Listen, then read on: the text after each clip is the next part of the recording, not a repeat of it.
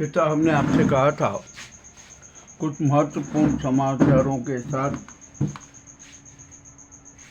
कड़वे समाचारों के साथ दूसरी बार प्रस्तुत होंगे। भाग 2 में अब प्रस्तुत। ये मोदी इवेंट बाज हैं, कुछ ना कुछ अपने को चर्चित करने के लिए इवेंट करते रहे।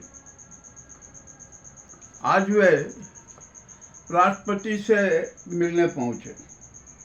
क्यों मिलने गए, किस लिए गए, कुछ स्पष्ट नहीं है। मीडिया में और सूत्रों में बड़ी चर्चा है कि हो सकता है कि मोदी अमित शाह को हटाने के लिए राष्ट्रपति से मिले होंगे, अब मिलने जा रहे हैं। हो सकता है, कुछ भी कर सकते हैं वो अपनी छवि चमकाने के लिए। किंतु उसके तुरंत बाद अमित शाह भी राष्ट्रपति भवन पहुंचे, राष्ट्रपति के पास पहुंचे मिलने। तो भैया दोनों साथ साथ चले जाते हैं ना, आगे पीछे क्यों गए? ये तो ऐसा नाटक करते ही रहते हैं, इनको नाटक करने की आदत है। पर आखिरकार मिलने का कुछ न कुछ तो कारण होगा, जो अभी स्पष्ट नहीं है, छद्म कारण है। और जहाँ तक संभावना ऐसी लग रही है, मामला मणिपुर का। मणिपुर में राष्ट्रपति शासन के 6 माह खत्म हो जाएंगे। अब वहाँ पर न तो चुनाव की बात हुई है न कुछ हुआ। अब वहाँ पर फिर से राष्ट्रपति शासन लगाना पड़ेगा। लगा सकते हैं, 2 बार तो लगा ही सकते हैं।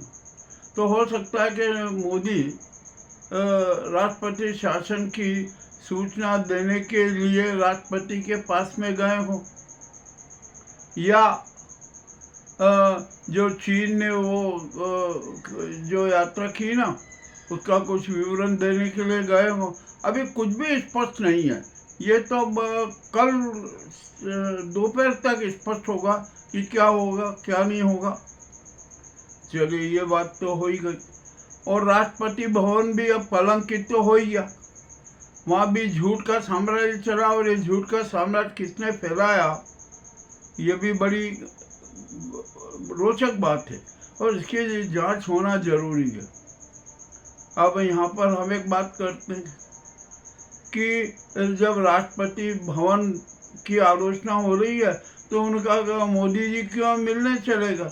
हो सकता है कि मुर्मू को ब्लैकमेल करने के लिए भी गए हों कि देखिए, आपके यहाँ पर से ऐसी बदनामी हो रही है, अब आपको त्याग पत्र दे देना चाहिए, ये भी कह सकते।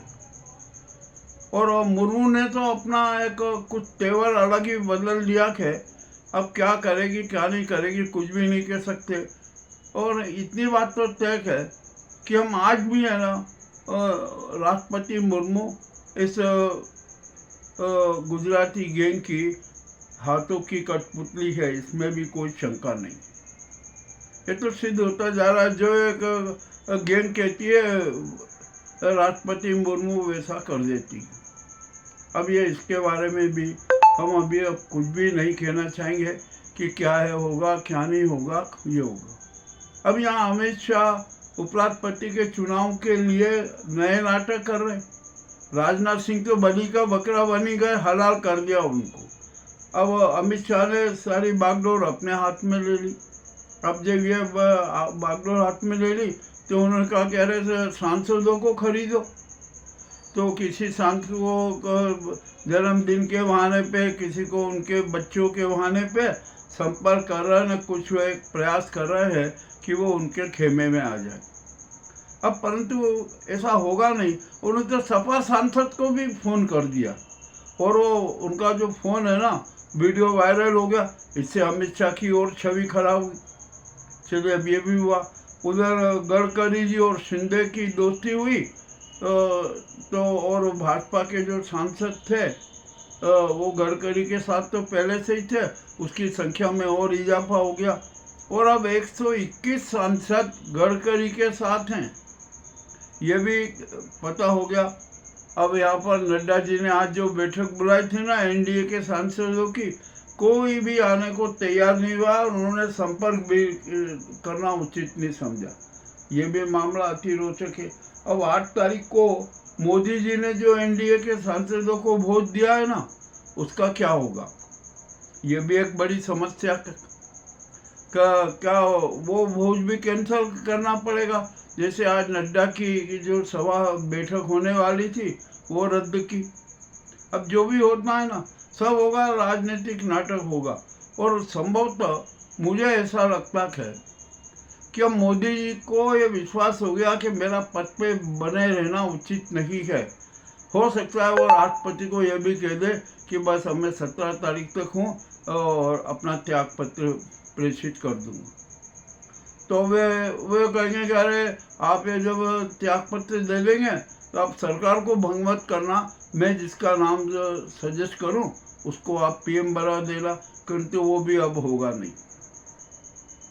अब तो यहाँ पर राष्ट्रपति का जैसे 9 तारीख की रात को जैसे ही चुनाव परिणाम आएगा उसके बाद से ही नई राजनीति शुरू हो जाएगी। ये भी होना है यदि विपक्ष का राष्ट्रपति जीत गया तो मोदी सरकार को त्याग पत्र देना ही पड़ेगा, क्योंकि वो अल्पमत में। तो हो सकता है कि मोदी कहे कि अरे आप एक काम करना कि यदि हमारा उपराष्ट्रपति नहीं चुना जाता है तो आप सरकार को भंग मत करना, आप तो फ्लोर टेस्ट की नीति अपना लेना ताकि हमारा कार्यकाल बढ़ा हुआ रहे।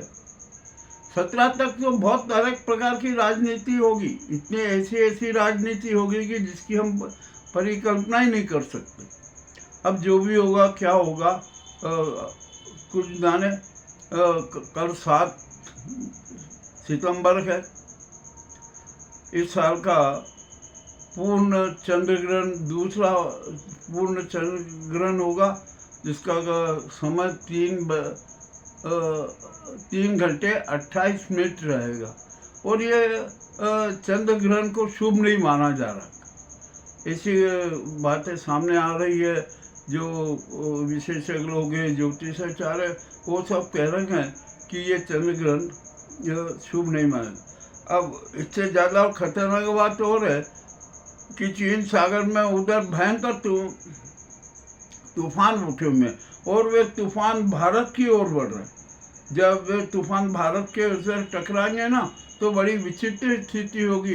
अनेक क्षेत्रों में भारी वर्षा होगी, सुनामी आएगी, न जाने क्या क्या होगा, उथल पुथल। यानी प्राकृतिक आपदाएं आने की संभावना और अधिक बढ़ गई है। जल प्रलय तो जारी है कि मध्य प्रदेश में भी वर्षा का कहर जारी है और सभी दूर अनेक उसमें जो वर्षा का कहर तो चल ही रहा है, जल प्रलय हो रहा है। अब राजस्थान में भी जल प्रलय हुआ, उसके साथ साथ मकान भी गिरने लगे, ये लगे बड़े हो रहा। उसमें आज एक जयपुर में मकान गिरा, उसमें 2 लोगों की मौत हो गई। एक मकान में वहाँ पर 30 लोग किराएदार थे। उसमें क्या होगा क्या नहीं होगा इसकी रिपोर्ट कल आएगी। जो भी हो रहा है प्राकृतिक हादसे हो रहे हैं और अकाल मृत्यु का चक्र हमारे यहाँ नहीं पूरे विश्व में चल रहा है। अभी अभी मुझे समाचार मिला कि पुतिन और जेलेंस्की, रूस और यूक्रेन में कोई एक संधि हो गई है। अच्छा है, संधि हो जाए, युद्ध विराम कर लो तो बहुत ही बढ़िया, ऐसा हो जाना चाहिए। अब देखते हैं क्या। और सबसे बड़ी बात जो हम हर बार ये कहते आए थे कि ट्रम्प का ने टैक्स वार पर एकदम थोड़ा रुख नरम कर लिया। उन्होंने मोदी की बहुत तारीफ कर दी कि महामानव है, वो है, ये है, न जाने क्या है। इतनी सारी बेइज्जती करने के बाद मोदी की तारीफ कर दी।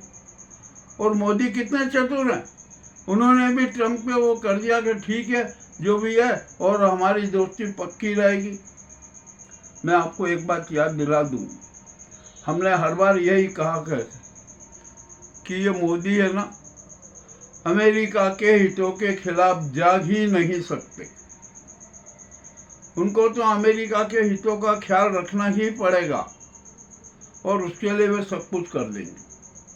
अब ठीक है, समय है, 17 सितंबर तक का। देखते हैं क्या करते हैं क्या नहीं करते हैं। 17 सितंबर के बाद भारत की राजनीति क्या होगी, कैसे कैसे परिवर्तन होंगे, ये सामने आएंगे। अब मोहन भागवत का भी मन वापस पलट गया। उन्होंने तो स्पष्ट कह दिया कि नहीं, मोदी को त्याग पत्र देना पड़ेगा और देना ही पड़ेगा, वो देंगे ही देंगे। उन्होंने संकेत दे दिए, क्योंकि अभी संयुक्त राष्ट्र की साधारण सभा बैठक होगी, विशेष बैठक सितंबर में, और उसमें जो मोदी को जाना था उन्होंने किया कि मैं उस बैठक में नहीं जाऊंगा सितंबर के लास्ट वीक में। इधर 17 को राजनीतिक उठापटक हो जाएगी और जो भी होगा तो मोदी ने सोचा कि अच्छा है कि मैं वहाँ इनकार ही कर दूँ, मैं वहाँ नहीं जाऊँगा। अब को आखिरकार कौन जाएगा, तो उन्होंने कहा कि हो सकता है कि ये हमारे विदेश मंत्री जयशंकर प्रसाद चले जाएं। अब ये भी एक राजनीति है, हम समझते हैं कि क्या हो रहा है क्या नहीं हो रहा है। चलिए, ये इस घटनाक्रम को हमने आपके सामने रखा। अब यहाँ पर मोदी जी का इतिहास भूगोल ही खत्म हो गया। उनकी फर्जी डिग्री सिद्ध हो गई, इसमें भी अब कोई शंका नहीं। और उनका चुनाव क्षेत्र में भी जो गड़बड़ी हुई है ना, वो भी सामने हो जाएगा। अब मोदी जी के जन्मदिन की तैयारियां भी करना है उनके चिंटू।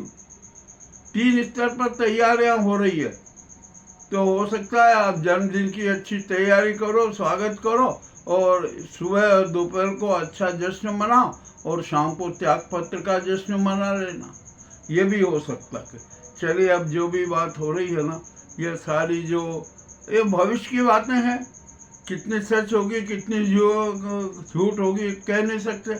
हम तो सिर्फ आकलन कर सकते हैं और सोच सकते हैं और के संभावना जता सकते हैं।